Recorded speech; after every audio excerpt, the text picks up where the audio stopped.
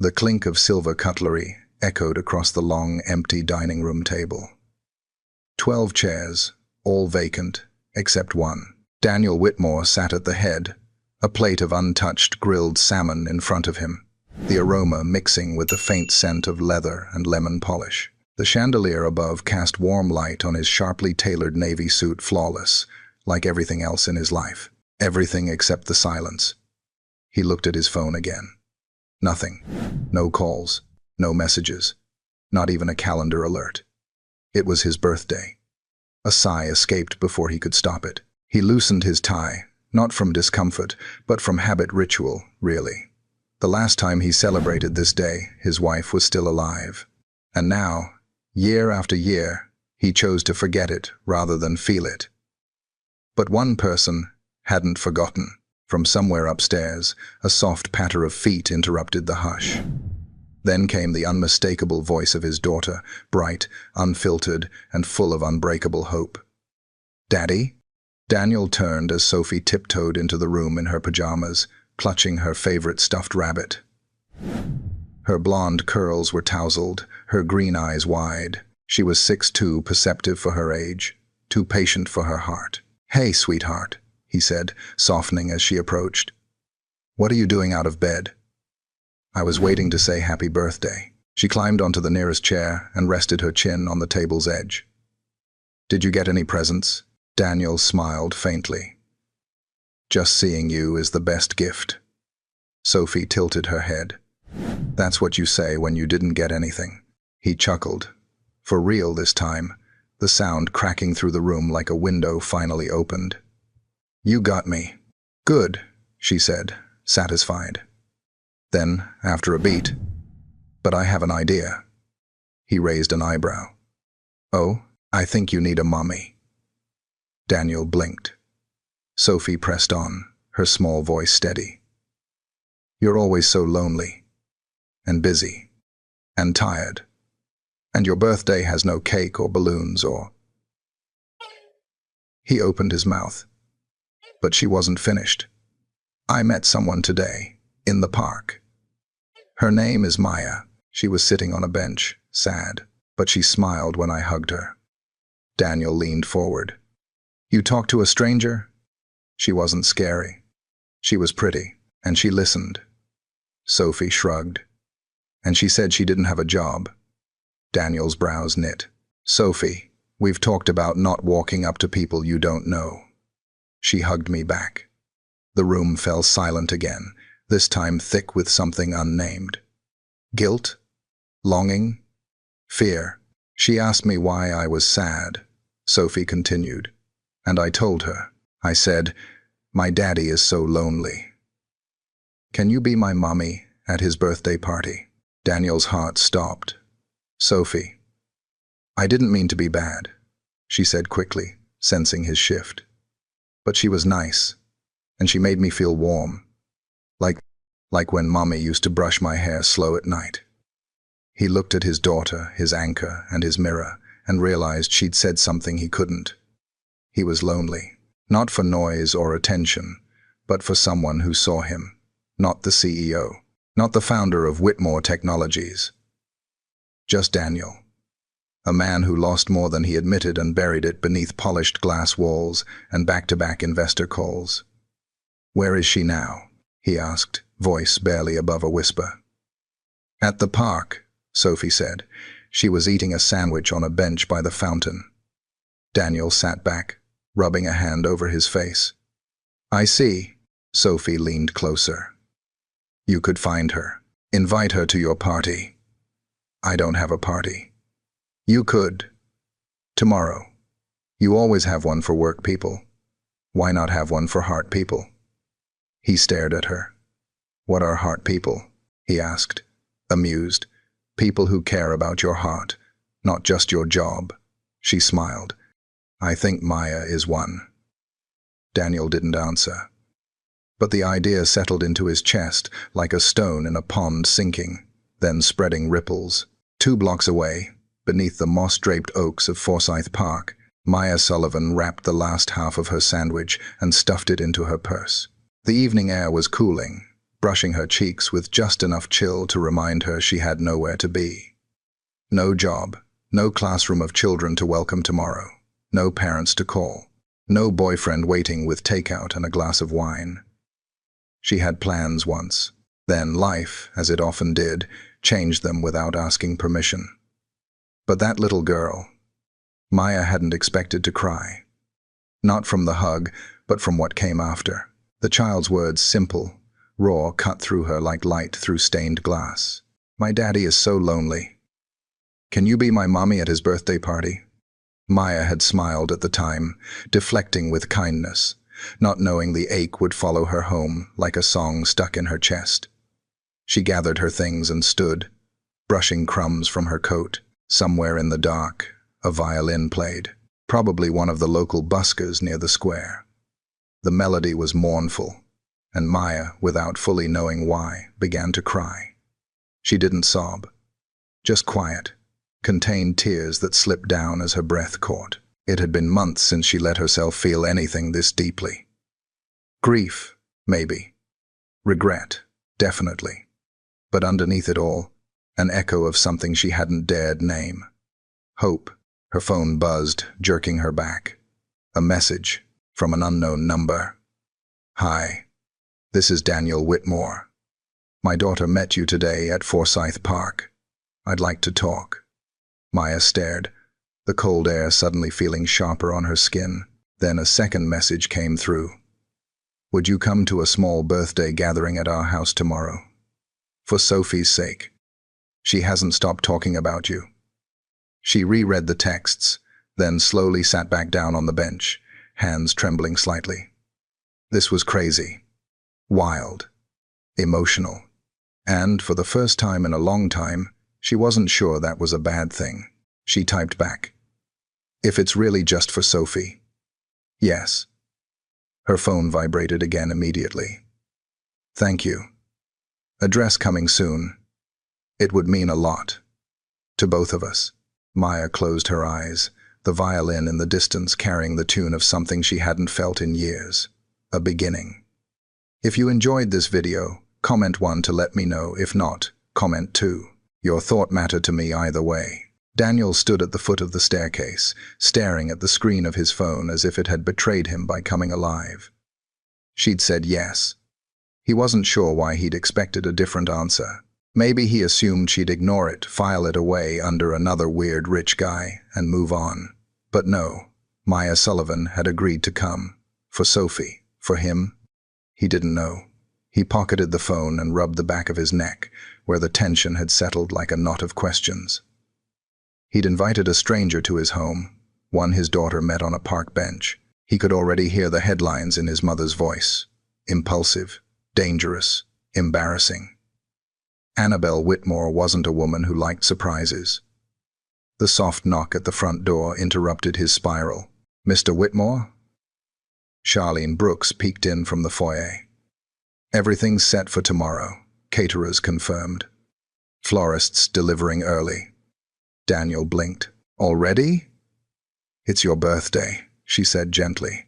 "Even if you pretend it's not, the world remembers." He gave her a tight smile. "Thanks, Charlie."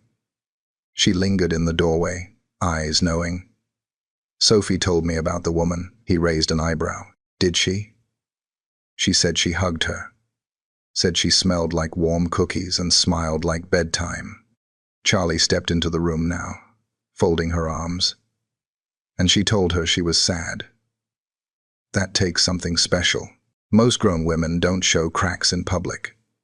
Daniel looked down at the hardwood floor, suddenly aware of how long it had been since he noticed anything beneath his own feet.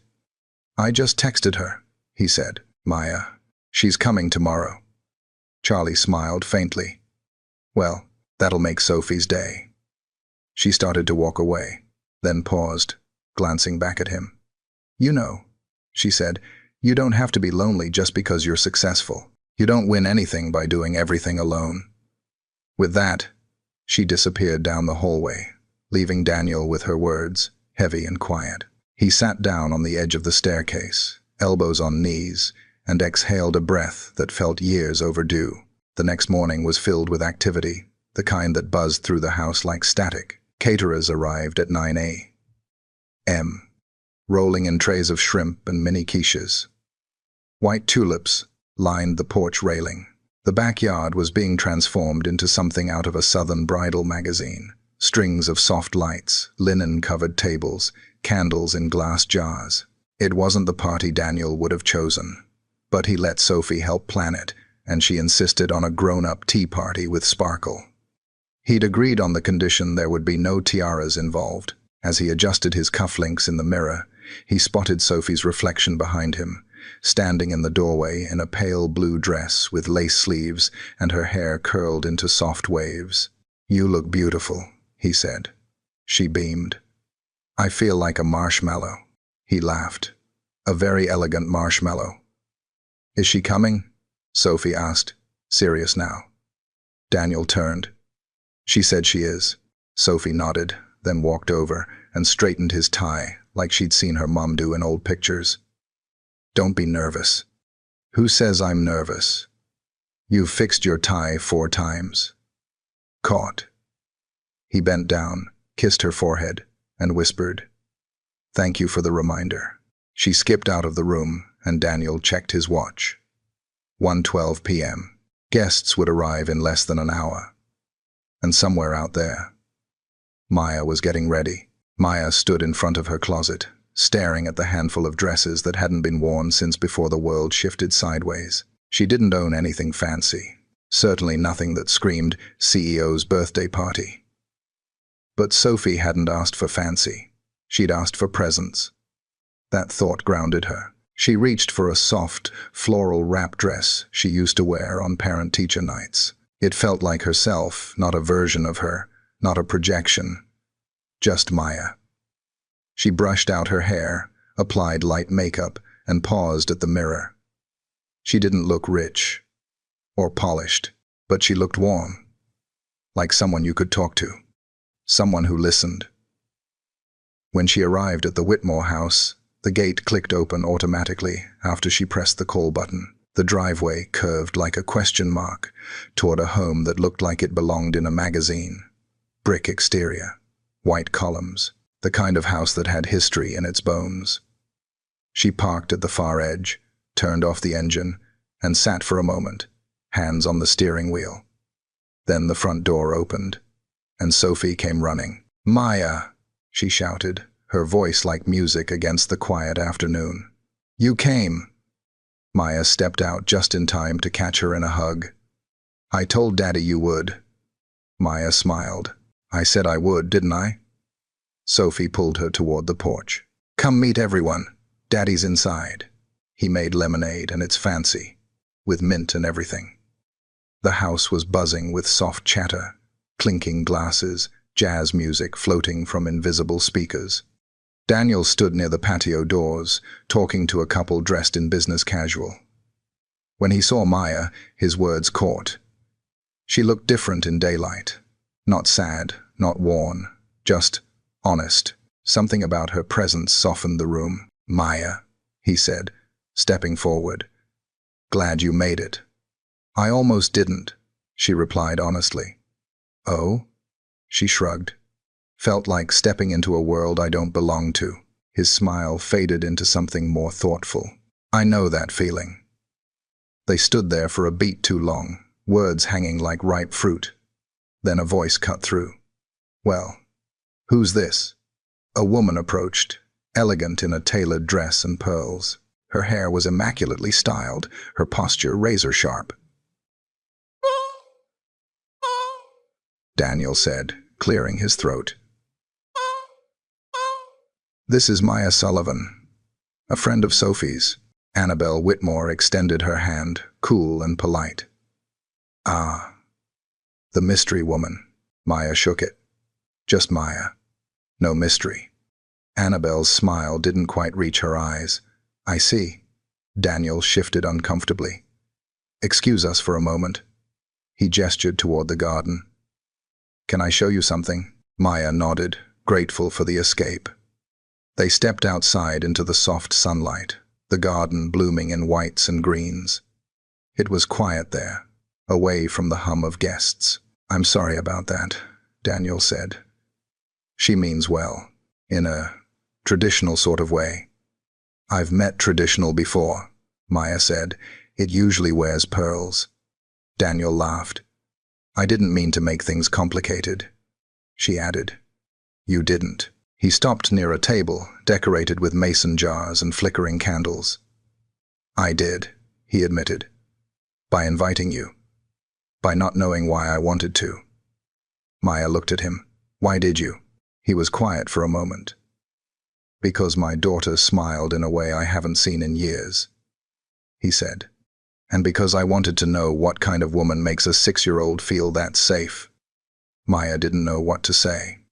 The silence between them wasn't awkward, it was charged, unspoken. She exhaled. I'm not a fairy tale. I've had some hard years. Lost things. People. So have I, he said. Maybe we're not here to rescue each other. Maybe we're just supposed to see each other. Their eyes met, and for the first time in a long time, they did. The scent of jasmine drifted across the garden as the late afternoon sun dipped lower, casting long golden shadows across the lawn. The guests had begun to scatter, drifting between the patio and the refreshment table, laughter and idle conversation floating in soft waves. But Maya felt like she was standing in the eye of a quiet storm, still on the outside of something she couldn't name. She stood near the dessert table, absently watching Sophie run in circles with a group of kids playing tag near the gazebo. Her dress flared as she spun, laughter bubbling up from her chest, free and full. That kind of joy. Maya hadn't felt it in a long time. Maya, she turned and saw Wanda approaching, balancing a glass of sparkling lemonade and a plate with 2 cookies. She wore a floral dress and a skeptical look, her default when protective instincts kicked in. Hey, Maya said. You hiding out? Wanda handed her the glass. I'm pacing myself. Wanda narrowed her eyes. That's code for your spiraling. Maya smirked, sipped the lemonade, and nodded. Little bit. Wanda glanced toward the house where Daniel was deep in conversation with an older couple in suits. So, that's the infamous Daniel Whitmore? Maya followed her gaze. Yep, he's handsome, in that understated, tortured bachelor way. Wanda, what? I'm just observing. Maya gave her a look. Okay, Wanda said, biting into a cookie. But if this is your meet cute, I expect a wedding invite and at least 3 tiers of cake. There's nothing happening, Maya replied, too quickly. Wanda tilted her head. Isn't there? Before Maya could respond, a voice cut in from behind them, soft but unmistakably sharp around the edges. Excuse me. Maya turned to see Annabelle Whitmore once again, this time holding a glass of rosé and a polite smile that didn't quite reach her eyes. I hope I'm not interrupting. Wanda straightened, instantly sensing the undercurrent. Not at all. Annabelle looked Maya over, gaze cool and precise. I was hoping we might speak privately, just for a moment.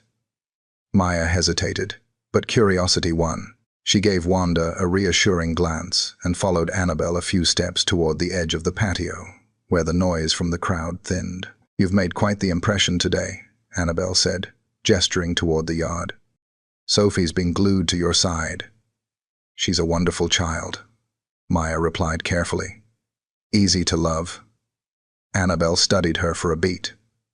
Children don't see complications the way adults do. There it was. I'm not here to cause any, Maya said. Annabelle's smile softened, but her words didn't. You strike me as a kind person, Maya, and that's likely why Sophie was drawn to you. But kindness doesn't guarantee compatibility, especially in a world like ours. A world like yours, Maya echoed. You mean privilege? I mean stability, Annabelle said smoothly. Structure, expectations. This isn't just about Daniel. It's about the legacy he's built and the one Sophie will inherit. It's a delicate ecosystem. I'm not trying to disrupt anything, Maya said, voice low. Your son invited me. I know, and I'm sure he had his reasons. But we both know grief makes people reach for what feels comforting. Maya's jaw tightened, the words digging deeper than she wanted to admit. "I appreciate your concern," she said. "But I'm not chasing anything, least of all someone else's grief." Annabelle looked at her for a long, unreadable moment. Then she nodded, almost like a concession. "Very well." As she walked away, Maya exhaled slowly, unaware until now how tightly she'd been holding her breath. She turned to head back toward the house when a voice stopped her. "You handled that better than I did the first time." Maya turned to see Charlie, standing near the hydrangeas with a glass of iced tea in her hand and a half smile on her lips. "First time?" Maya asked. "Annabelle gave me the same look 20 years ago when I showed up here as the new housekeeper." Charlie chuckled softly. "I cleaned her silver with gloves and still got told I polished with too much ambition." Maya laughed in spite of herself. "She protects what she loves," Charlie said. "But sometimes protection looks a lot like a gate locked from the inside." Maya looked out over the yard again, where Daniel had finally made his way toward them, a small plate of food in his hand. "You okay?" he asked, reading her face. "I'm still standing," she replied, giving him a small smile. "I saw she pulled you aside," he said, regret flashing across his features. "I didn't know she would." "It's fine," Maya said quickly. "We exchanged philosophies." Daniel sighed, stepping closer. "She means well, but she thinks protection is the same thing as control." Maya's eyes found his. "What do you think?" He paused, thoughtful. "I think it's easy to forget what connection feels like when you're surrounded by everything except it." Their gazes lingered. Then Sophie came bounding up, cheeks flushed, eyes bright. "Daddy, Maya, come see." They put out cupcakes. She grabbed both their hands without hesitation and tugged them toward the dessert table. Daniel let himself be pulled, but he glanced at Maya with a look that said more than he spoke aloud. Later, when the crowd thinned, when there was space for honesty, Maya smiled down at Sophie, grateful for the interruption and a little afraid of what might happen when it ended. An hour later, the sun was melting into a pool of orange behind the trees, and guests began saying their goodbyes. Daniel stood near the front gate, thanking people as they left. Maya hung back by the fountain, sipping lemonade and trying to quiet the questions swirling in her chest. He found her there. "I know this was a lot," he said, his voice quieter now. "I didn't mean to put you on display." "You didn't," she said, turning toward him. "But it's clear I don't exactly fit here." "You fit exactly where Sophie needs you," he said, a little more firmly than she expected, "and that matters more to me than anything else in this house." The vulnerability in his voice caught her off guard. "I don't know what this is," he added. "I just know I don't want it to end with a thank you text." Maya hesitated. "Daniel." He waited, searching her expression. "I'm not used to people noticing me," she said quietly. "Not like this. Not without needing something." "I'm not here to need," he said. "I'm here to see."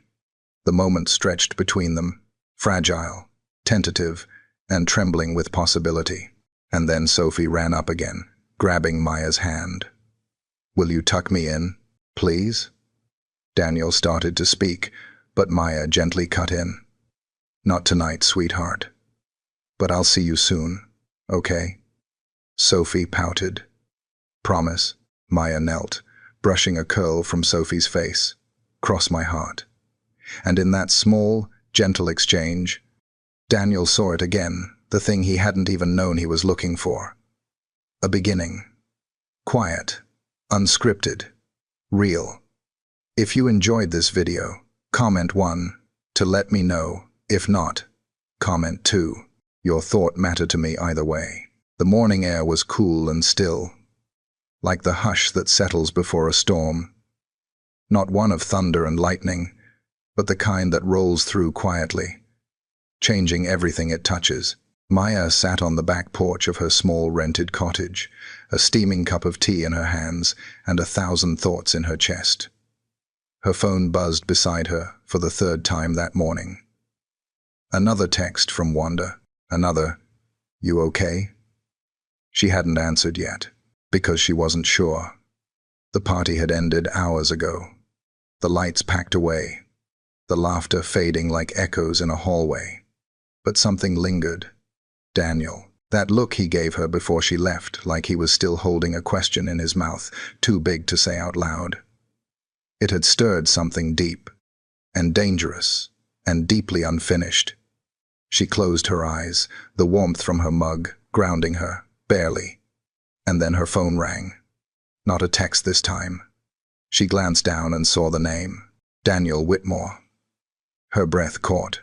She let it ring twice before answering. Hello? Maya, he said, voice low, careful. Good morning. Hi, she replied, her throat suddenly dry. I wasn't expecting. I know. I'm sorry. I shouldn't have called this early. I wanted to say thank you. Again. For yesterday. For showing up. I gave a little girl a hug and ate 2 cupcakes. She said lightly. I don't know if that qualifies me for sainthood. She hasn't stopped talking about you. The pause between them hung like a heartbeat. Then he added, more slowly, Neither have I. Maya said nothing, but she felt her pulse shift. I was wondering, he continued, if you'd consider something. It's a little unorthodox. Go on. Sophie's school has been closed for repairs, just for a few weeks. I've been juggling everything, work, care, meetings. Charlie's been helping, but it's not sustainable. You want me to watch her? I want to offer you a job, he said. Direct now. Part-time. Flexible. Paid, of course. Maya blinked, the offer sinking in slower than expected. You want me to be her nanny? For a while, he said. You two connect. She trusts you. And frankly, I trust you.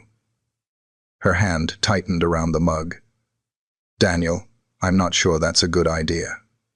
Why not? Because it's complicated. Everything worth anything usually is. She hesitated. I don't want to confuse her. Neither do I, he said. But she's already asking for you, and not just as a visitor. Maya stared at the grass, the sun rising a little higher on the horizon. Can I think about it? Of course. I'll let you know by tonight. Thank you, he said. Whatever you decide. She ended the call with a sigh and set her mug down. Complicated didn't begin to cover it. Later that day, Maya stood outside the small community preschool she used to teach at, peering through the glass. The rooms were empty now, construction equipment scattered across the playground, paint buckets stacked by the fence. A place that once felt like purpose now felt like a pause. She leaned on the rail, arms crossed, lost in thought. You ever get tired of doubting yourself? Maya turned to see Wanda walking up the path, holding 2 iced coffees and a look that meant I'm here. Whether you like it or not, you always show up like you have a 6th sense, Maya muttered. I do, Wanda said, handing her a cup. It's called being your best friend. Maya sipped the coffee, grateful. Daniel offered me a job. Wanda blinked. Oh, as Sophie's nanny, temporarily. And you're thinking about saying no? I don't want to give her something I can't promise to keep. You mean your heart? Maya looked away. Wanda softened. Look, I get it. You've been through enough. Love. Loss. All of it. But not everything falls apart just because it starts tender. Maya exhaled. His mother doesn't like me. Good, Wanda said. Means you're not a clone of her country club friends. She thinks I'm a disruption. Well, maybe that family needs a little disrupting.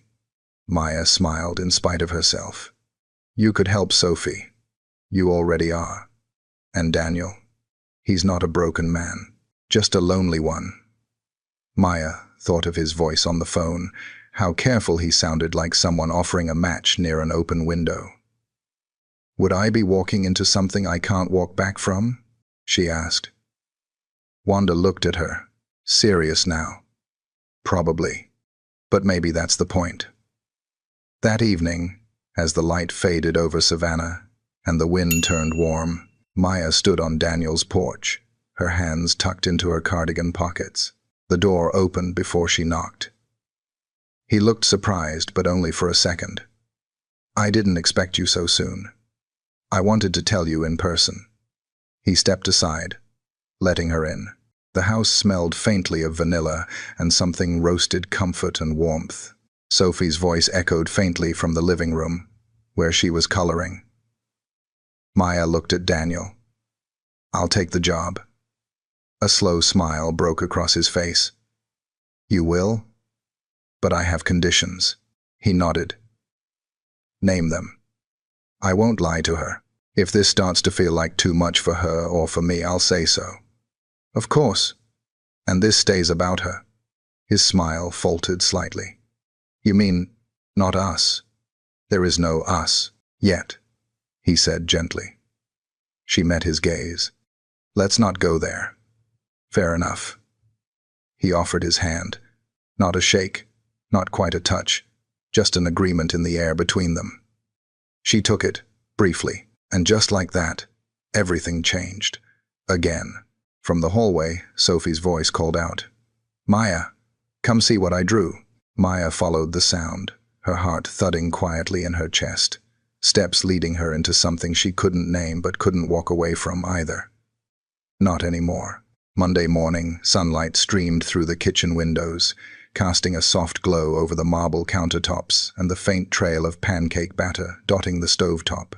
Maya stood barefoot, flipping the last pancake with one hand, while Sophie, seated on a stool beside the island, leaned over a coloring book. "Can I have 2 blueberries and 3 chocolate chips on mine?" Sophie asked, eyes laser-focused on her drawing. Maya smiled. "That's very specific. It's my magic number. 2 for happy, 3 for sweet." "Well then," Maya said, carefully placing the toppings. "Your breakfast is about to be both." Sophie beamed and reached for her fork as Maya set the plate in front of her. The moment was easy, natural, like it had always been this way.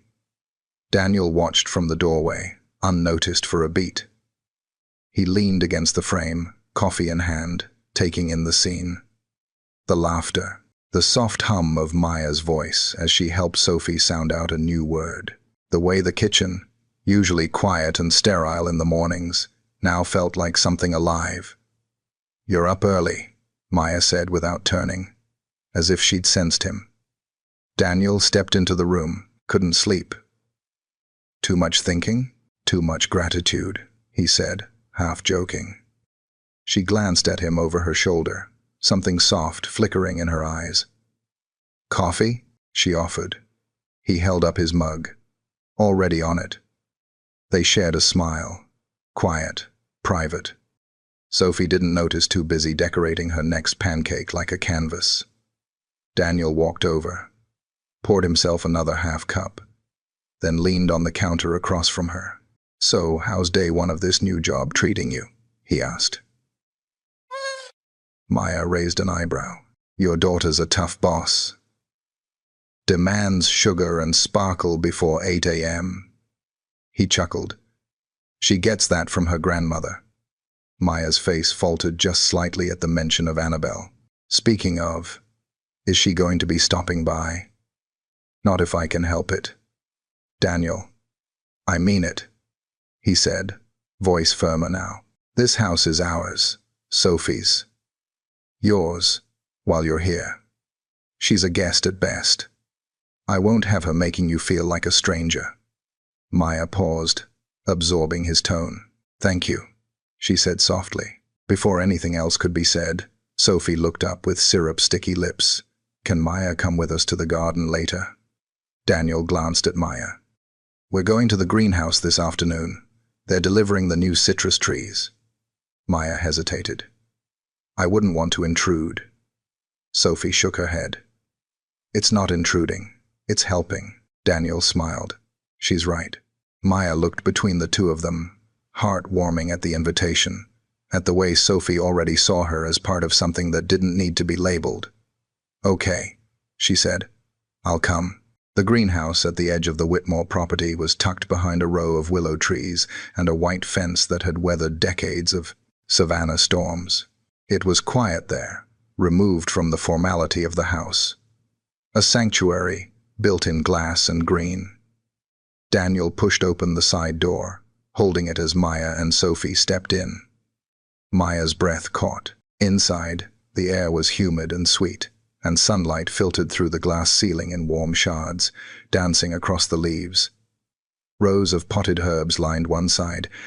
In the back, rows of citrus saplings waited for planting.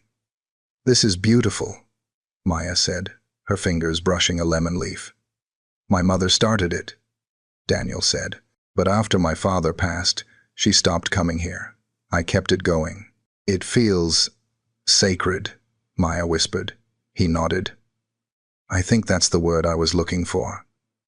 Sophie ran ahead, humming a tune and inspecting each plant like it was her job to assign them personalities. Daniel turned to Maya. "I haven't brought anyone here in years." She looked at him, surprised. "Not even—" "No," he said. "Not even her." Maya's expression softened. "I wanted to," he continued, "but it never felt right. Too intimate. Too close to the parts of me I keep quiet." He paused, eyes searching hers. "But with you, I don't feel the need to explain." Maya's heart caught in her chest. She didn't know what to say, and maybe she didn't have to. But the moment was broken when the side door creaked open again and Annabelle stepped inside.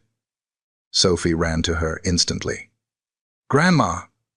Annabelle crouched and kissed her forehead, smiling tightly. Then she stood and glanced at Daniel, then Maya. "I came by to drop off your father's garden shears. Thought they might be useful today." Daniel forced a polite nod. "Thank you." Annabelle's eyes fell on Maya. "You're still here?" "I am," Maya said, keeping her tone even. Annabelle walked slowly, trailing her fingers over a fern. "You know, Daniel used to spend hours in this place. Dirt on his shoes, hair a mess. His father hated it. Dad believed in suits," Daniel said, "but this was where I could breathe." Annabelle's smile was wistful.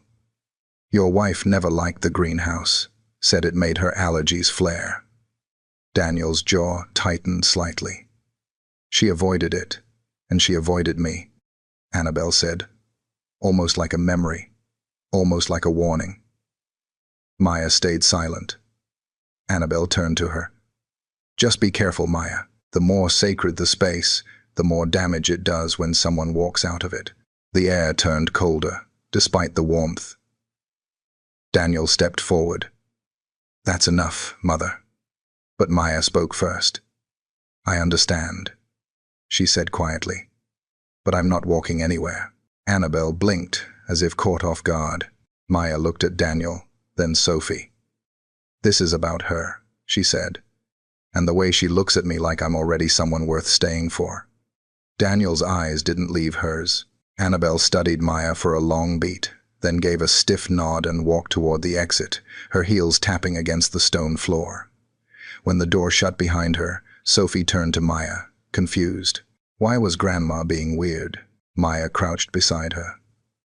"Sometimes grown-ups get scared when something new happens, even good things." Sophie tilted her head. "But good things aren't scary." "They can be," Maya said, "because good things are worth losing, and that makes people nervous." Sophie blinked. "I'm not nervous." Maya smiled. "I know. Sweet girl. You're brave." Daniel crouched beside them. "So are you." Their hands met in the middle, his, Maya's, and Sophie's, all pressed together against the soft earth.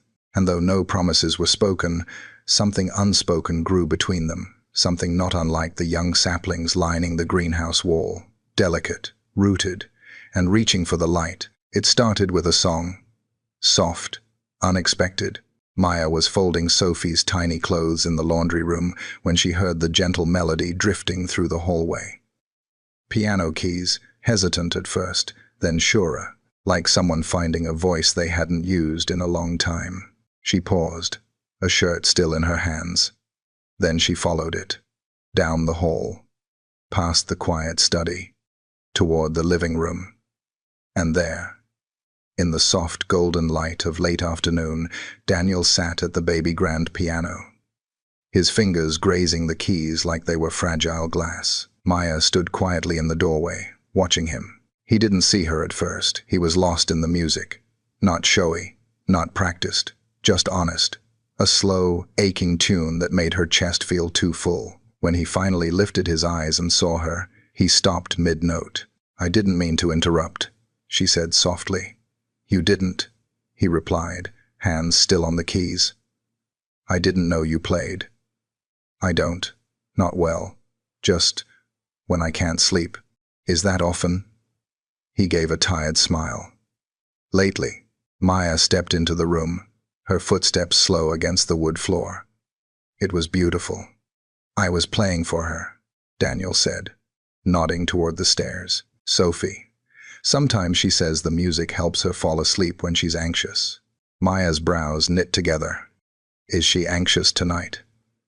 "She has those nights. Dreams. Quiet ones she doesn't talk about. I think they're memories, more than nightmares." Maya sat down on the edge of the armchair nearest him.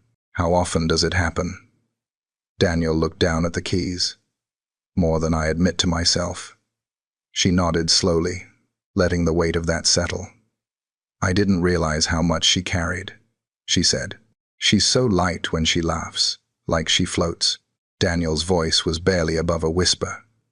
"I think she floats so no one sees how heavy her heart is." Silence filled the room again, gentle, but thick with unspoken truths. He turned toward her. "Do you think I've made it worse?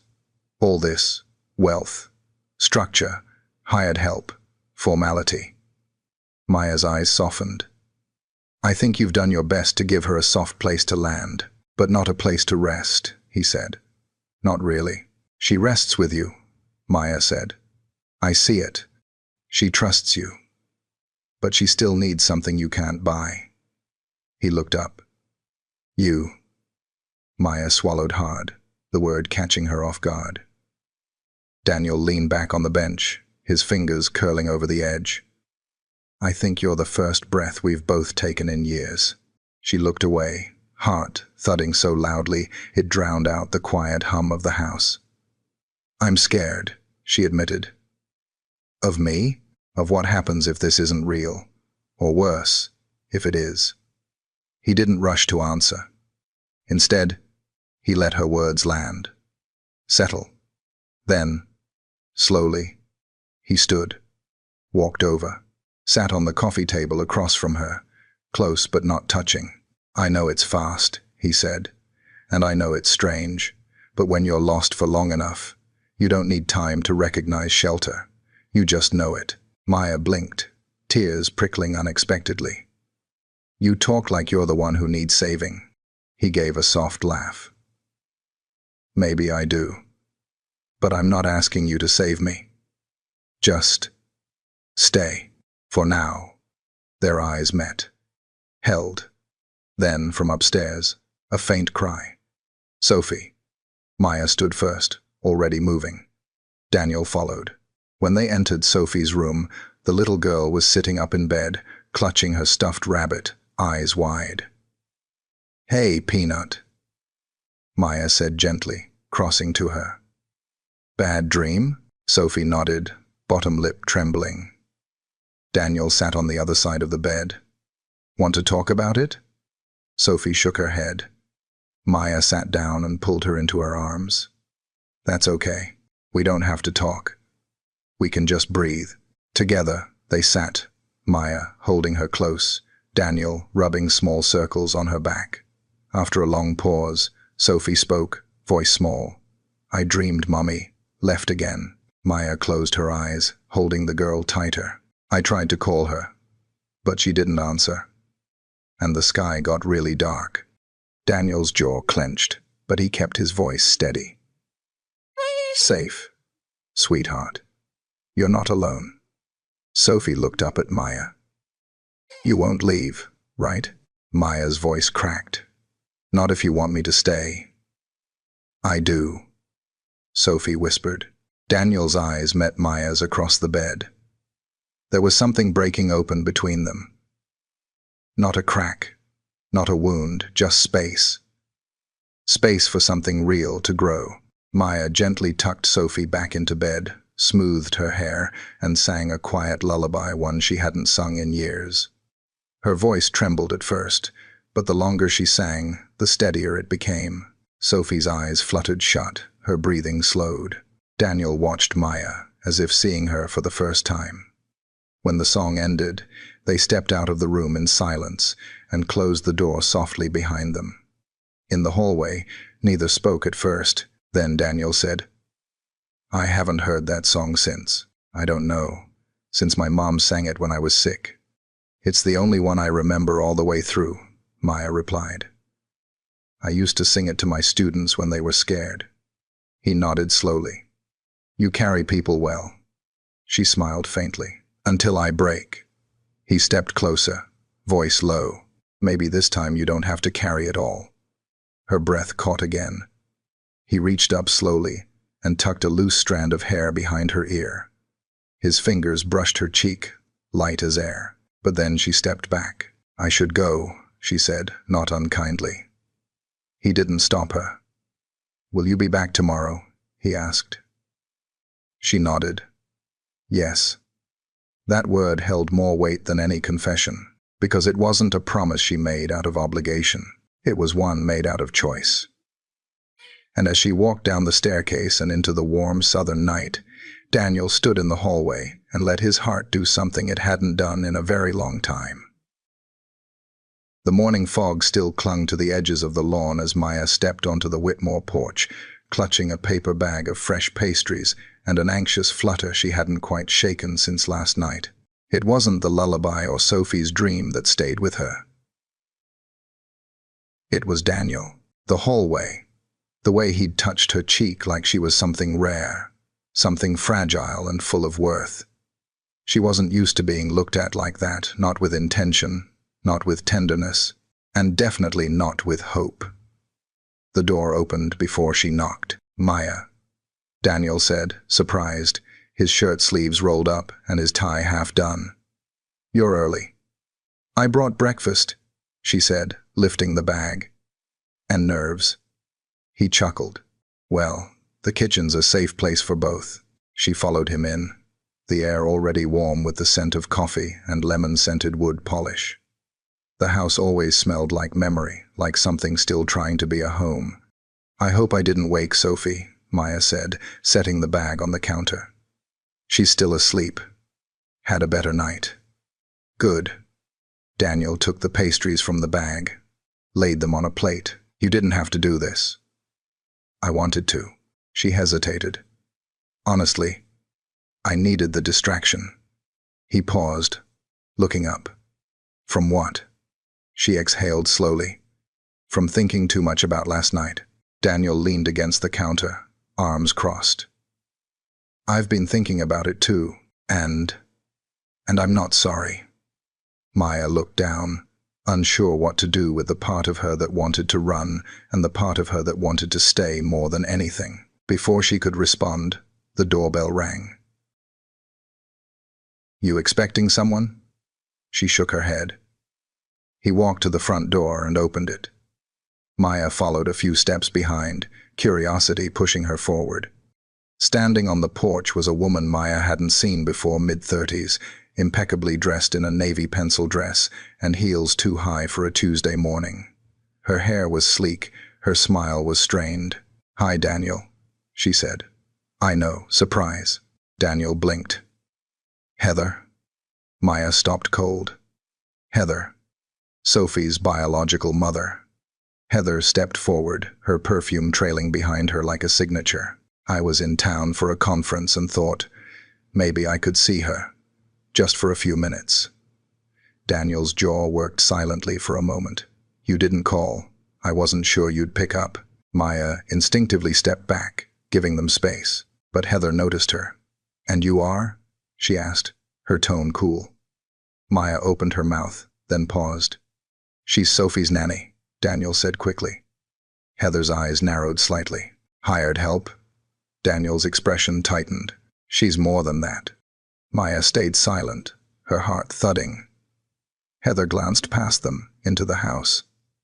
She's sleeping? She is, Daniel replied. And she's doing well. Heather nodded slowly, biting her lip like she was trying to appear thoughtful, even though every move felt calculated. I don't want to disrupt anything, she said, though her very presence screamed otherwise. I've been thinking about her more lately, and maybe I haven't been the most present mother, but… You signed away custody, Daniel said, his voice calm but firm. You disappeared for 3 years. Heather's smile faltered. I had things I needed to fix. And did you? He asked. She didn't answer right away. Then, I'd like to see her, just for a few minutes. Maya's stomach turned. Daniel rubbed a hand over the back of his neck, clearly torn. Heather, this isn't the time. Heather looked at Maya again. Do you usually speak for him too? Maya didn't flinch. No. But I care about what happens to Sophie. Heather's smile was brittle. Well, isn't that sweet? I'll call you, Daniel said, stepping between them. But not now. Please go. Heather hesitated, then turned, walking back to a sleek black car parked near the curb. I'll be waiting, she said over her shoulder. You know where to find me. The door closed with a heavy click. Silence followed. Maya stood frozen for a beat, then said softly, She's here for more than a visit. Daniel exhaled sharply. I know. Did Sophie know she was coming? No, he said, and I don't think I'll tell her. Not unless it becomes something.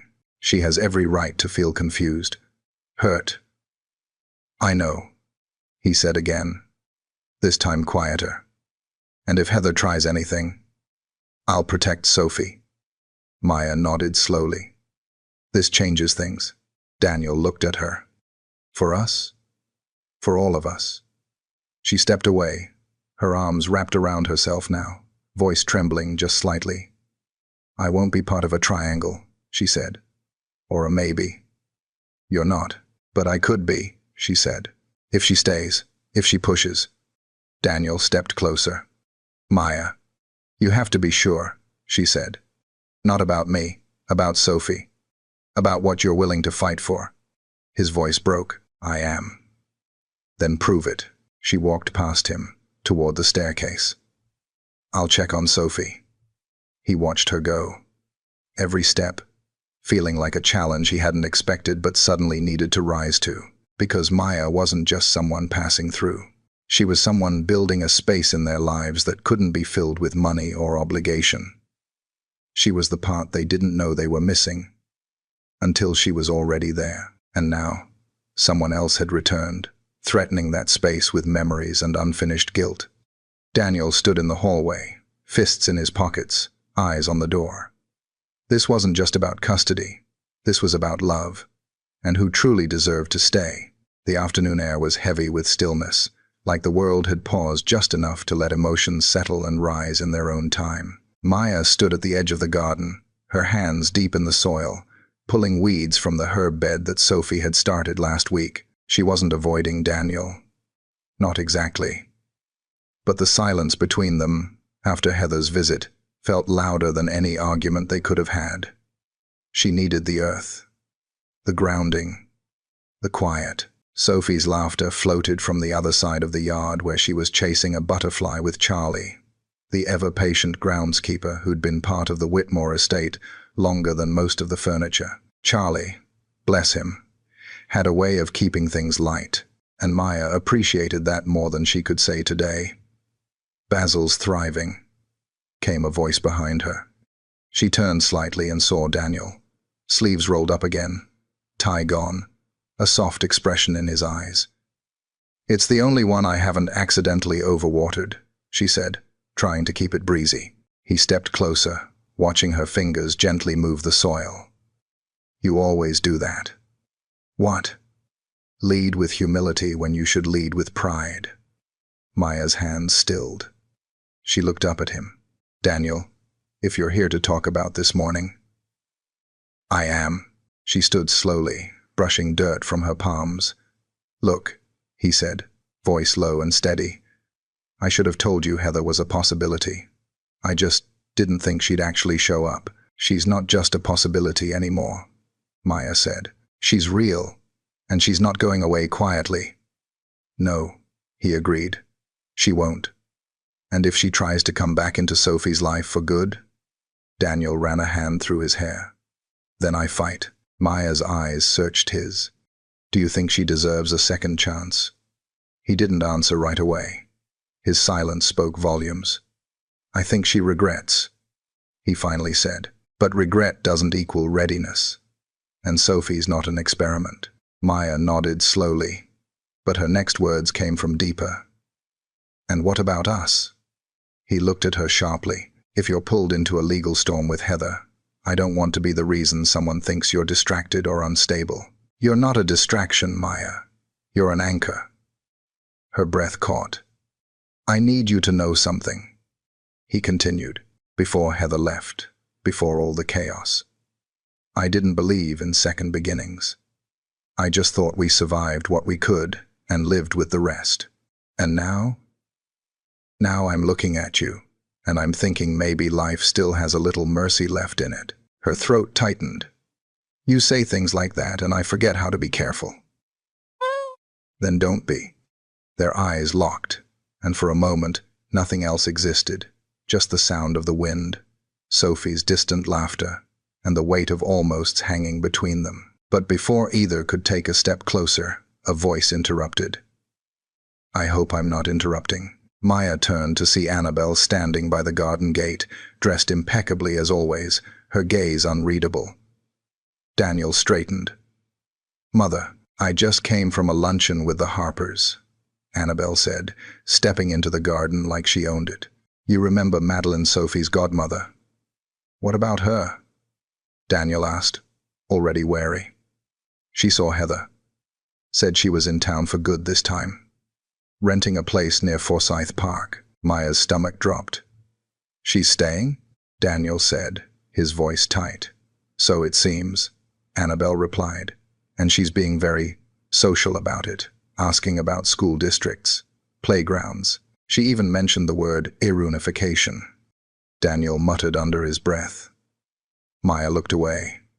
I thought you should know, Annabelle added, before it becomes a headline at the club. He nodded. Thank you. Annabelle turned to Maya, her tone cooler. You must be feeling rather unsettled. Maya kept her posture steady. I'm feeling protective of Sophie. That's noble, Annabelle said. But protection isn't always the same as permanence. Daniel stepped between them, voice firm. Enough, Annabelle sighed. I'm just being realistic. No, you're being dismissive, he said. Maya's part of this, whether you like it or not. Annabelle's lips thinned. Well, I suppose time will sort all of this out. And with that, she turned and walked away, her heels crunching against the gravel path until the sound disappeared. Daniel let out a long breath. She always manages to arrive just in time to leave a mess. Maya looked at him. She's right about one thing. His head snapped toward her. I'm not permanent. Not yet. You could be, he said, instantly. If you choose to be. Her voice cracked. I'm scared to hope that out loud. Daniel stepped forward. Then let me say it for you. She closed her eyes. He was close now. So close. And she could feel the warmth of him. The steadiness she was beginning to lean on more than she should. I want to be the person who stays, she whispered. Daniel reached out, brushing his fingers against her hand. Then stay. Their hands met, held. And just then, Sophie came running around the garden corner, breathless and bright-eyed. Daddy, Maya. Charlie found a baby bird's nest. Come see. Maya knelt, brushing a curl from Sophie's face. A real nest? Sophie nodded, eyes wide. It's tiny. And safe. Daniel smiled softly. Lead the way, kiddo. as Sophie dashed ahead. Maya and Daniel followed behind, hands still gently linked, steps now in sync, and for a brief, precious moment, even with the storm clouds of Heather's return building quietly in the distance, the three of them moved like a family that had already begun to grow its roots, not because it was easy, but because it was real. The air had changed. Savannah's sun still poured warm light through the trees, but there was a heaviness now, like the wind itself was bracing for something. Maya felt it. She saw it in the way Daniel's shoulders sat just a little tighter. She saw it in the way Sophie started asking questions she hadn't before. Like, do people always come back when they say they will? And now, with the news of Heather staying in town, Maya knew this wasn't just a ripple. It was a wave. She stood in the sunroom, organizing Sophie's art supplies for the third time that day. Not because they needed it, but because her hands needed something to do while her heart stirred. Behind her, the French doors creaked open. "I thought I might find you here," Daniel said. Maya turned. "This room's become my hideout." He stepped in, holding 2 mugs. "Then I'm here to intrude." She smiled faintly and took one. "Thank you." Daniel sat across from her, watching her as she wrapped both hands around the mug. The silence that followed wasn't awkward. It was loaded. "Finally," he said. "She sent a letter." Maya froze. "Heather?" He nodded. "A formal one. Through her lawyer." "What does it say?" "She wants mediation. Custody visitation rights. A psychological evaluation for both of us. Says she's ready to be involved in Sophie's life again." Maya's breath caught. "She wants custody?" "Partial," he said, jaw tightening. "She's not demanding full, but even shared custody would uproot everything Sophie knows." Maya sat still, her voice hushed. "Do you think she's serious?" Daniel looked out the window for a long moment. "Yes. And not because she loves Sophie in the right way, but because she hates losing. And now she sees this life we've built. And maybe it's more than she expected. Then we fight." Daniel turned to her. "I want you to be part of this, but I also need you to know it's going to get harder. If you stay, you're in the storm with me." She didn't flinch. "Then give me a raincoat." His laugh was soft, but there was relief in it. "You don't scare easy, do you?" "I'm scared all the time," Maya said. "I just don't run anymore." Daniel reached across the table, covering her hand with his. "That's what strength looks like." Before Maya could answer, they heard a knock at the front door, sharp, purposeful. She stood quickly, nerves rising. "Expecting anyone?" "No," Daniel said, already walking toward the foyer. Maya followed. When he opened the door, a woman stood there, older, dignified, her dark gray blazer immaculate, and her eyes sharp behind thin glasses. "Daniel Whitmore?" she asked. "Yes. I'm Mary Lennox. I'm a guardian ad litem. The court has assigned me to Sophie's case as a neutral third party. I'm here for an unannounced home visit." Daniel's expression faltered. "Already?" Miss Lennox offered a small smile, but it didn't reach her eyes. "That's how we get the truth." Maya stepped forward, extending a hand.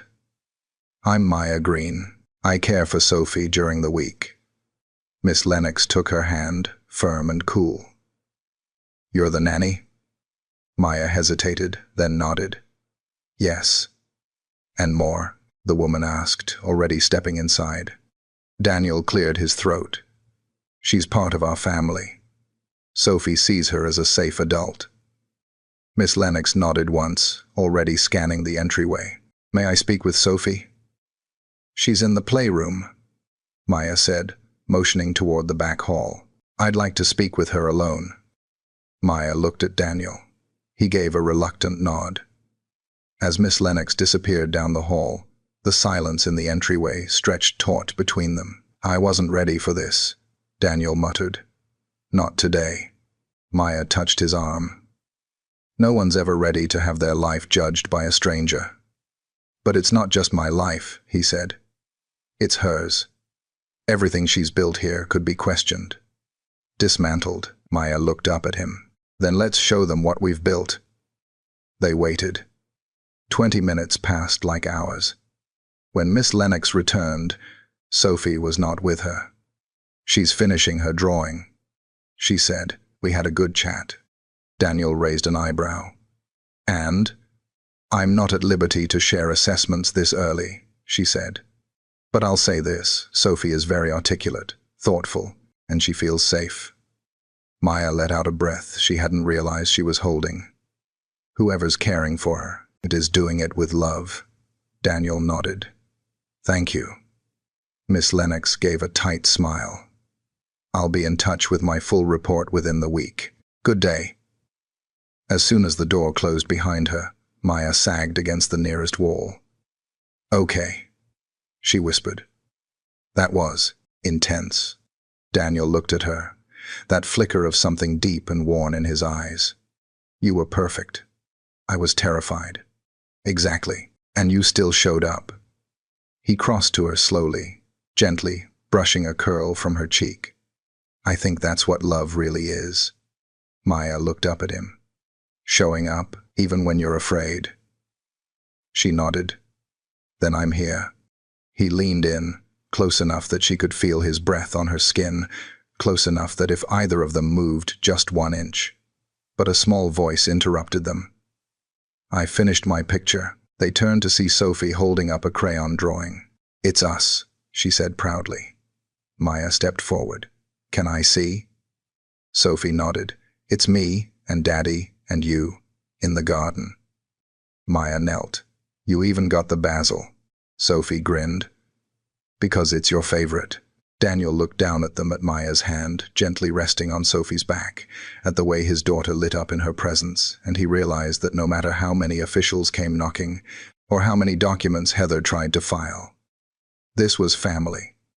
Not by blood, not by court, but by choice. And that was something no one could unmake. The storm arrived quietly, not in thunder or lightning, but in envelopes, thick, ivory-colored, sealed in crisp formality. Daniel opened the letter at the dining room table, his fingers tense around the paper as Maya stood just behind him, arms folded tightly across her chest. Her gut already knew before he spoke. She filed, he said, voice low. Petition for temporary visitation rights. Attached is a motion for review of Sophie's living environment. Maya closed her eyes. She's pushing hard now, Daniel added. The guardian ad litem must have spooked her. Maybe she knows Sophie spoke well about us. Maybe she's trying to gain ground before the full report comes in. Maya moved around the table, sitting across from him. She's not just testing the waters anymore. No, he said. She's ready to drag this through every courtroom she can find. Maya looked down at the polished wood beneath her hands, her reflection distorted in the grain. And if she wins, she won't. But if she does, she won't, Daniel repeated, firmer now. Because I won't let her. Maya met his eyes. Not even if she convinces a judge she's changed, that she has a right to try again?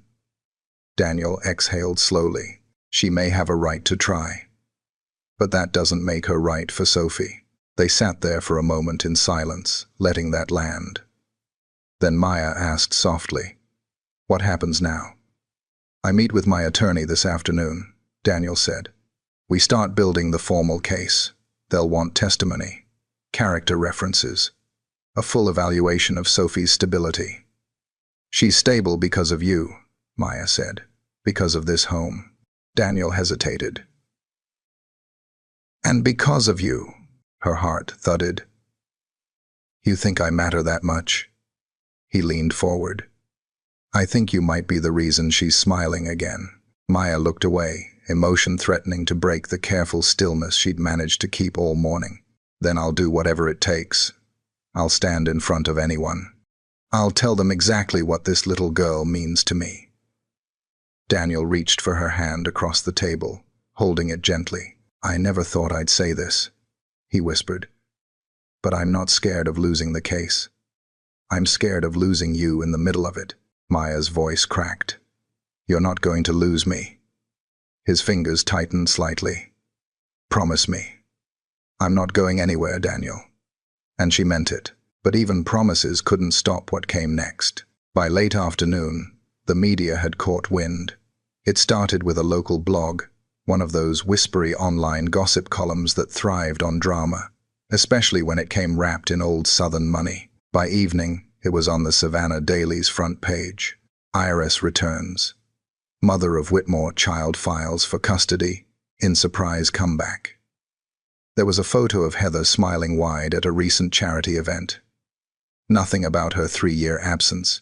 Nothing about abandonment. Nothing about the woman who had quietly stepped into the child's life and brought joy back into her days. Maya stared at the headline on her phone. Jaw clenched. She barely heard Sophie's footsteps as the little girl padded into the room, clutching her drawing pad. "Miss Maya?" she asked, climbing up beside her on the couch. "Why are people taking pictures of my mommy?" Maya blinked. "What?" "I saw it on your phone," Sophie said, pointing to the screen. "That's my other mommy, right?" Maya quickly turned the phone over. "Yes, honey. That's Heather. Is she coming to live here now?" Maya swallowed hard. "No, baby. She's not moving in. She just wants to spend time with you again." Sophie looked down at her drawing pad. "But I already have a mommy who tucks me in and sings songs and makes pancakes with banana faces." Maya's throat burned. "Sweetheart." She reached out, brushing a strand of hair from Sophie's face. "Families can look different. And sometimes the grown-ups have to figure out the best way to love you without confusing you. Am I gonna have to choose?" The question knocked the air from her lungs. "No," Maya said firmly, pulling her close. "You don't have to choose. You just get to be loved." "But I only want you," Sophie whispered. "I don't remember her." Maya held her tighter, silent tears falling onto the crown of the little girl's head. Later that evening, Daniel found them still curled up on the couch, the sun dipping behind the trees outside. He didn't say anything at first, just watched the two of them, something in his chest breaking open in a way that felt both terrifying and necessary. He sat beside them quietly. "We have a hearing date," he said softly, once Sophie was asleep in Maya's arms. "When?" "2 weeks." Maya nodded. "We'll be ready." He looked at her, eyes glassy. "I think I love you." Maya froze, her breath catching. "I know it's messy," he added quickly. "I know it's fast. But I've fought so long to keep everything just stable enough to function. And then you walked in and reminded me what it's like to feel." She was quiet for a long moment. Then she whispered, "I love you too." Daniel leaned in, brushing his lips against her forehead. "Then let's win this, together." Maya nodded, looking down at Sophie, sleeping soundly in her arms. The storm was coming, but they weren't running. They were holding on, to each other, to Sophie, to the love they'd all chosen. The courthouse smelled like polished wood and nerves. Maya sat in the hallway just outside the courtroom, fingers laced tightly in her lap, trying to breathe like the therapist had taught her years ago. In through the nose, hold, out through the mouth. She couldn't tell if it helped. Her heart still raced like a hummingbird in a cage. Across the hall, Daniel stood with his attorney, murmuring about legal strategy, while Sophie played quietly beside Maya, coloring a page she'd pulled from her backpack. It was another garden scene, another version of them. Maya watched the crayon move in Sophie's hand and wondered, how do you explain this kind of moment to a child? That people who were supposed to love you could become strangers. That strangers could become everything. The courtroom doors opened. A bailiff called Daniel's name. It was time. Daniel leaned down to Sophie. "You okay, kiddo?" Sophie nodded. "Are you going to talk to the judge now?" "Yeah," he said gently. "You remember what we talked about?" She nodded. "Just be honest." He smiled faintly. "Right." He looked up at Maya. "Will you come?" Maya hesitated. "I want them to see the truth," he added. "All of it." She stood, her hands trembling slightly, but her spine straight. As they entered the courtroom, The world slowed. Heather was already there, poised, pristine, in a navy blue suit with pearl earrings. She looked like she belonged on the cover of a lifestyle magazine, not in a custody hearing. She turned slightly when she saw Maya and gave a smile that didn't touch her eyes. Maya looked away. The judge entered. Court was called to order. What followed was hours of controlled tension, testimonies, affidavits. The Guardian ad litem report was read into record, noting Sophie's strong bond with her father and the emotional trust she'd placed in Maya. Heather's attorney painted a narrative of redemption, of postpartum struggle, of a woman trying to make amends. She acknowledges her absence, the attorney said, but argues that absence does not erase her rights as a mother. Daniel's lawyer responded with facts, dates, voicemails, missed birthdays, unreturned calls. Maya tried to stay composed, but when the judge turned to her and said, "Miss Green, would you be willing to speak?" her breath caught. She rose slowly and walked to the front of the room. The judge looked over her glasses. "What is your relationship to the child, Miss Green?" "I'm her nanny," Maya said quietly. "But more than that, I'm her constant." The courtroom was silent. She wakes up and I'm there. She scrapes her knee and I'm there. She asks questions about the world, big questions, and I do my best to answer them with honesty and love, not because I have to, because I want to. She glanced at Heather, then back to the judge. "Sophie doesn't know me as someone who shares her blood, but she knows me as someone who shows up. Every single day." Her voice wavered, but she didn't stop. She told me once she didn't want to have to choose between people who love her. And I believe that. But I also believe love is not proven by returning. It's proven by staying. Silence again. Thick and real. The judge nodded. "Thank you, Miss Green." Maya returned to her seat. Daniel reached over and gently took her hand. When the session broke for recess, Heather approached them near the exit. Her voice was quiet. "You're good at playing the saint." Maya didn't flinch. "I'm not playing anything." Heather's eyes narrowed.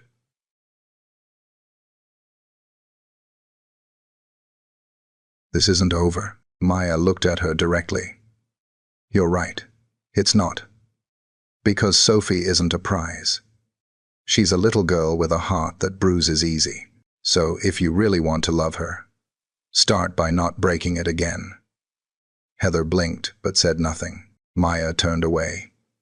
Outside the courtroom, the sun had shifted in the sky, lower now, casting long shadows across the marble steps. Sophie ran to them as soon as they emerged, her drawing clutched tight in her hand.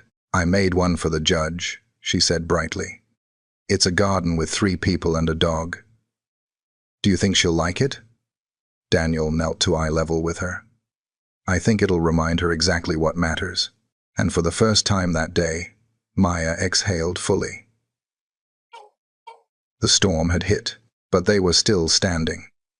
The morning after the proposal, Savannah was blanketed in a gentle mist, the kind that softened rooftops and blurred edges of memory. The garden smelled of damp earth and rosemary, and inside the Whitmore house, everything felt still. Maya stood at the stove, stirring Sophie's oatmeal with one hand and steadying herself with the other. She kept glancing at her left hand at the ring, light catching the gold like a quiet promise. It wasn't about the diamond. It was about the way it fit. The way she finally fit. Daniel appeared behind her, wrapping his arms around her waist. His voice was still raspy with sleep. "You keep looking at it like it's going to disappear." "I'm just checking it's real," she said, smiling softly. "It's real," he whispered against her hair. "We're real." She leaned back into him for a beat, then pulled away, lifting the spoon and waving it playfully. "You keep distracting me and Sophie's going to have raw oats." From the doorway, Sophie piped up with her usual timing. "I like it when you forget. Then I get toast with cinnamon sugar." They laughed, and Maya scooped the oatmeal into a bowl, handing it to her. But just as Sophie took the first bite, the doorbell rang. Daniel's brow furrowed. "It's not even 8. Maya's stomach tightened. Something about the knock felt sharp, intentional. Daniel opened the door, and there she was. Heather. Not dressed for drama this time, just jeans and a blazer. Her makeup was minimal, her eyes clearer than they'd been in weeks. "I didn't come to cause trouble," she said, voice calm. I need to speak with Maya. Alone." Daniel glanced back at Maya. She nodded once, tightening her robe as she walked to the door. Outside, the air was damp and cool. Heather crossed her arms. "I heard about the petition," she said. "I figured you would," Maya replied quietly. Heather looked down. "I wasn't prepared for this. Not really. I came back thinking I could just reclaim something that was once mine. But Sophie doesn't know me. She doesn't need me." Maya said nothing, letting her speak. "I thought I'd hate you," Heather admitted. "But she talks about you like you're the Sunday. And when I saw you in court, I realized you're not pretending." "No," Maya said, voice steady. "I love her." Heather nodded. "I believe you." They stood in silence. A neighbor's wind chime broke the stillness with a few shy notes. "I wanted to ask you something," Heather said. "Off the record, before the judge makes a final decision." Maya met her eyes. "If they grant visitation supervised or not, could you help me?" Heather's voice cracked. "Not just be near Sophie, but help me learn how to be near her without hurting her." The question hit like a stone dropped in deep water. Maya hadn't expected it, not from Heather. Not like this. "I'm not the enemy," Heather added. "At least, I don't want to be. But I don't know what I'm doing, Maya." And she's already lost so much. Maya's chest rose and fell with a slow breath. "If you're serious, really serious about rebuilding something that's safe for her, then yes, I'll help. But you have to lead with honesty. No more disappearing. No more performance." Heather nodded quickly. "I understand." They walked back toward the porch together. For the first time, not as rivals, not as symbols of the past and present. Just two women bound by the same fragile love for one small girl. Inside, Daniel watched from the window, unreadable. Later that afternoon, Annabelle arrived unannounced. "I saw the paper," she said as soon as Maya opened the door. "Congratulations are in order, I suppose." Maya offered a polite smile. "Thank you." Annabelle stepped inside, looking around as if the house had changed with the engagement. "You're moving quickly." "We're moving honestly." Annabelle's eyes narrowed, but not in hostility. More calculation. "And what happens when the court rules? If they award Heather partial custody, how does this house function then?" "We adapt," Maya said simply. "And Sophie? She'll see that love isn't about who wins. It's about who stays." "Not." Annabelle studied her for a long moment. "You know, I was opposed to you at first. Thought you were temporary. Convenient. But you've held this family together with more grace than most women born into it. I'm not trying to prove anything." "No," Annabelle said, "but you have." And with that, she left. Her heels clicking against the marble in a rhythm that, for once, didn't echo judgment. That night, as Daniel tucked Sophie into bed, Maya sat by the window, her journal open but untouched. So many pages had been filled with uncertainty, lines of doubt and half-dared hope. But now it felt like the page might finally hold a different kind of story. One not about who she used to be, but who she was finally becoming. The morning of the final hearing arrived with a sky smeared in gold. Maya stood in front of the mirror, smoothing the hem of her dress, heart thudding against her ribs like a quiet warning. Sophie sat on the edge of the bed, swinging her legs, eyes wide and quiet. "Are we going to see the judge again?" Sophie asked. "Yes, baby," Maya said softly, turning to face her. "She's going to decide something very important today." Sophie twisted a piece of her hair around her finger. "Will I still live here?" Maya knelt, brushing a strand from Sophie's face. "Yes, No matter what they say, this is your home. That doesn't change. Sophie leaned in, whispering like a secret. Can you hold my hand when we go in? Maya nodded, her voice catching. Always. By the time they reached the courthouse, the air had turned heavy, as if the entire city was waiting for a verdict. Daniel walked ahead with his attorney, shoulders squared but tense. Maya held Sophie's hand tightly as they entered the lobby. Heather was already there, seated on a bench, her posture straighter than usual, her hands clasped in her lap. No lawyer flanked her today, just her. Maya hesitated as they passed. Heather looked up. Good luck in there.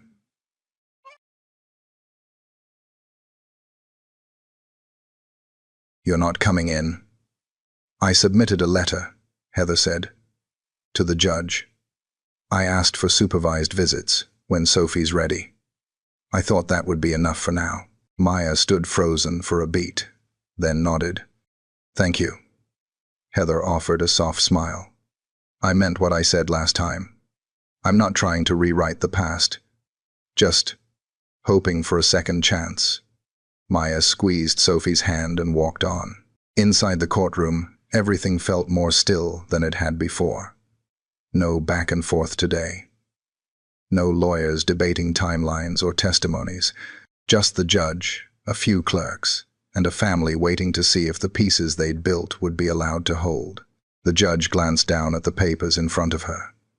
After reviewing the testimony, evidence, the guardian's recommendation, and Miss Blake's most recent letter, Maya held her breath.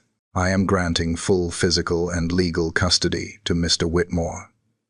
Any visitation by Miss Blake will remain supervised and only upon the child's expressed readiness.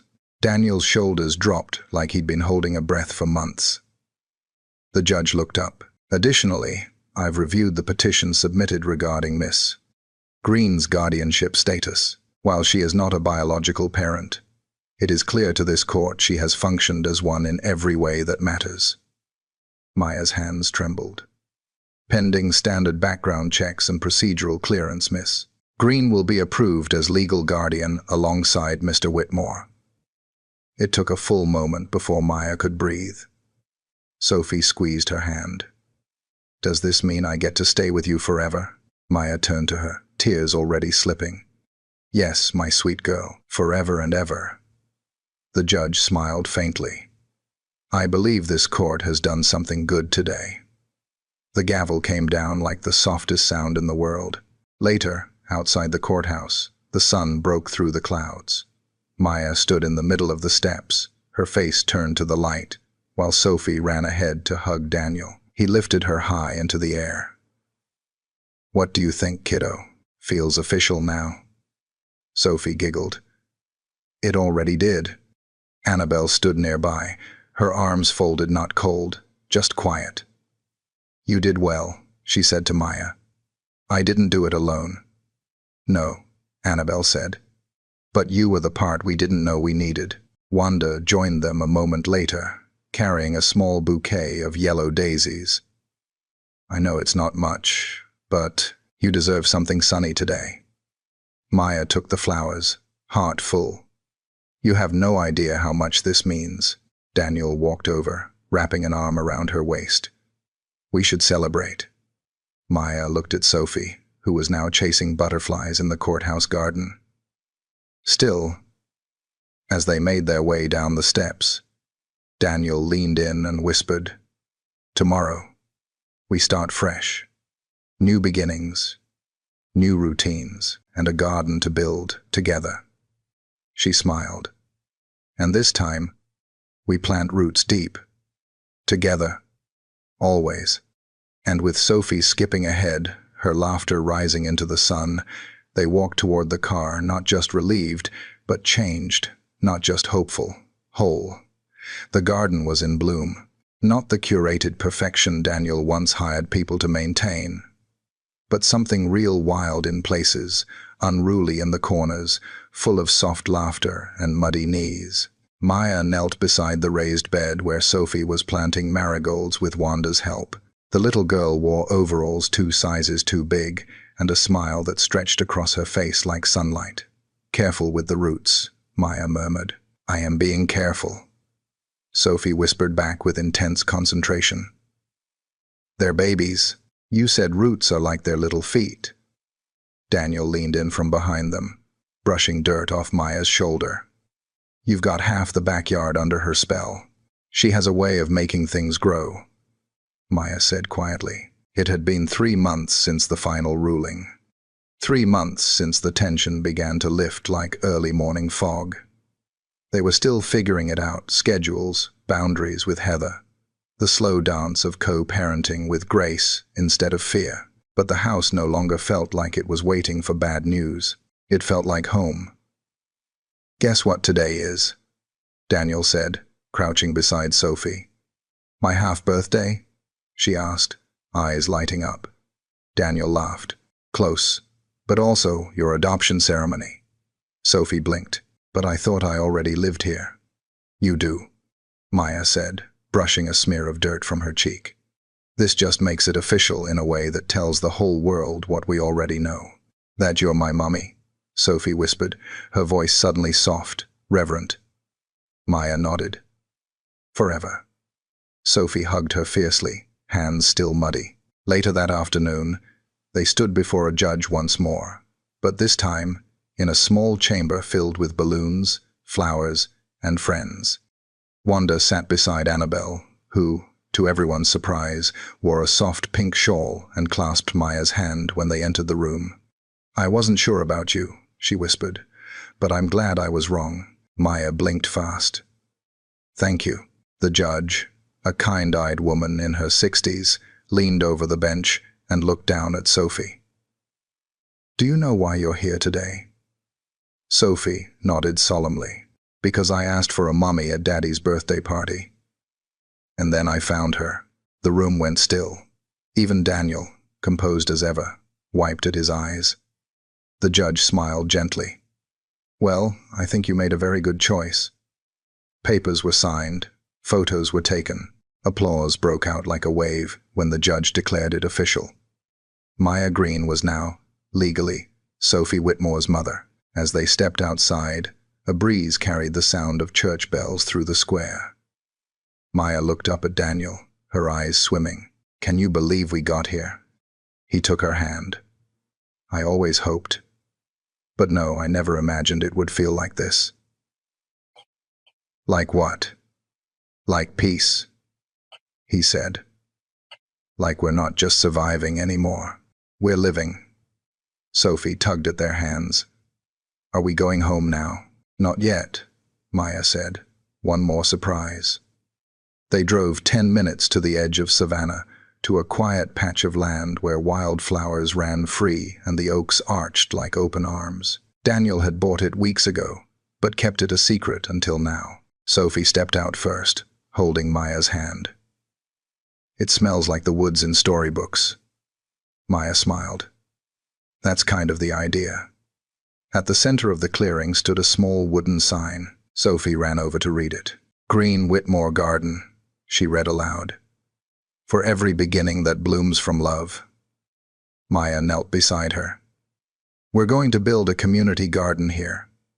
With Wanda and the neighbors. A place where families, especially ones like ours, can grow things. Together, Daniel added. You'll help plant the first tree. Sophie gasped. Really? Which kind? Maya looked at her and smiled. An orange tree, just like the one I used to pick from with my mother. So one day, you can tell your children stories while picking fruit from something you helped grow. Sophie turned to Daniel. And Daddy? He grinned. I'll bring the lemonade. They laughed, standing there in the soft golden light, the air thick with promise. As they dug the first hole for the sapling, Maya felt the dirt crumble between her fingers, warm, rich, forgiving. She had spent so many years running, from grief, from failure, from the silence of being forgotten. Now, she had planted something, not just the tree, a life, a love that began with a little girl's question and grew into the most beautiful yes, a home where roots held fast, even through storms. and a future that, like the soil beneath her hands, was finally hers to shape.